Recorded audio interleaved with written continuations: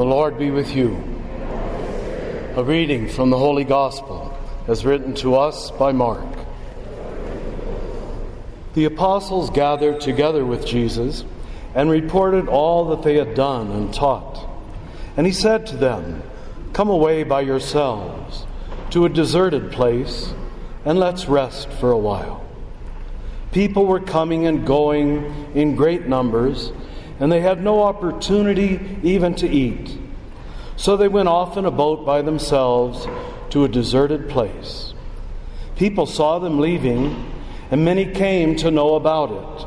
And so they hastened there on foot from all the towns and arrived at the place before them.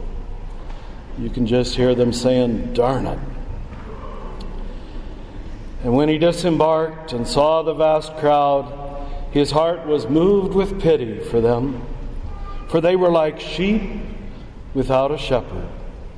And he began to teach them many things. This is good news from the Lord. The readings that you hear each Sunday are from what is called the lectionary, which is simply small paragraphs taken from the much larger Bible. And it's really meant to be a tease and to intrigue you and interest you so you'll go home and read the Bible. I'm afraid most Catholics do not do that, which is quite a shame because you really don't get in the very quick and short reading the before, the after, the real point that each of the texts is trying to make. And that's certainly true of today's. So the most I can do in these few minutes is give you a small idea. From Jeremiah, in the first reading, he was one of the prophets. He's railing out the leaders. So this is meant for the priests and the bishops, really not for you. He's saying you're not supposed to upset and scare the people and drive them away. You're supposed to be good shepherds. You're supposed to care for them.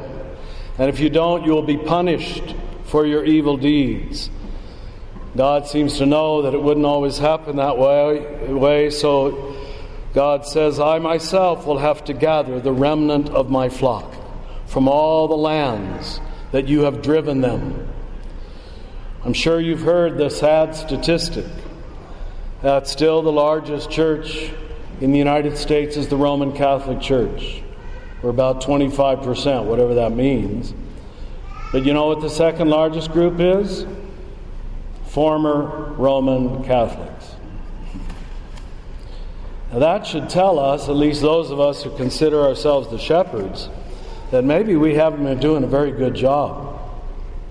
Why would there be so many people who are former Roman Catholics?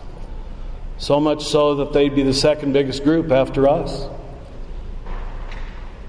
This is a challenge to us, those of us who consider ourselves shepherds or leaders. Are we scaring the people away? Or are we being like Jesus came to exemplify, a good shepherd? The second reading is from St. Paul to the Ephesians. Really, it's a profound and brilliant piece of theology, very broad-minded. And in this particular second chapter, he's making a point. And he's saying, Jesus came to preach peace to those who were far off. By that he means the pagans, and to those who were near, which he means his own group, the Jews. And out of the two, he hopes to make one new humanity. One single new humanity, the complete phrase says. It's clear that the goal of God is unity, not simply to gather us into little tribes. And then he makes an even more shocking statement. That again, if you're not really seeing the before and after of the text, you probably would miss. He says he's breaking down this wall of hostility between the Jews and the pagans by abolishing, that's a pretty strong word, abolishing the law and all of its commandments. I'm sure you're going to go home and check if I didn't make that up. And all of the legal claims of the law. Because in fact, Most religions use the law to differentiate themselves from other people, to make themselves apart and superior. And he says he is destroying the wall of hostility, that's the phrase, between Jews and all the other people of the earth. And as long as you keep differentiating yourself by your customs and your practices, which you sacralize and you say are from God, usually they're just your own customs and you call them God's law. And by doing this, by destroying the wall of hostility, God has come in Christ to reconcile both sides with God. So it's very clear.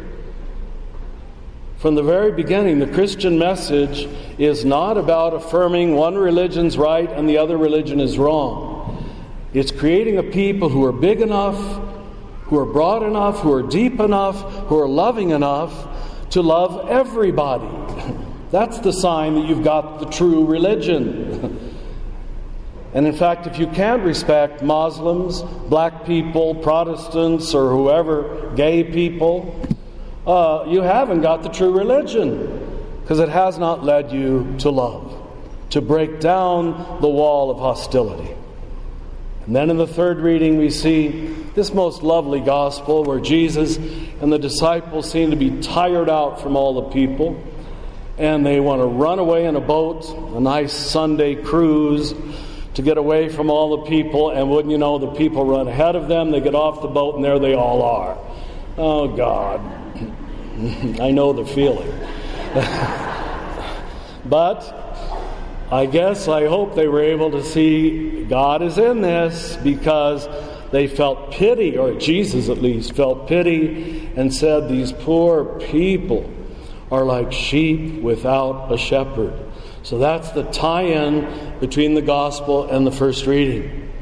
That we better be ready, those of us who call ourselves shepherds in the church, to take care of the people, to be good to the people, not to drive them away by fear and accusation and judgment, but to have pity on them. In fact, I'm not any Greek scholar, so don't be too impressed, although they made me study 6 years of it, but I was never very good. But I do know in this passage, the word that is described as having pity, it says, literally, if you wanted to take it literally in the Greek, he felt in his bowels their pain. It's a deep, deep verb that is seldom used. He felt it all the way down in his bowels, how much these people were like sheep without a shepherd. I'm sure many of us have this feeling as we look at our country, as we look at what happened this week in Colorado, as we look at the South Valley, as we look at our young people, so many of whom feel like sheep without a shepherd. But this isn't just, brothers and sisters, a challenge and a call to the priests and the bishops. We can't let ourselves off the hook that easily. You also have to be the shepherds of your neighborhood and your family and those who live to the right and the left, and announce, as Jesus did, peace to those who are near and peace to those who are far away.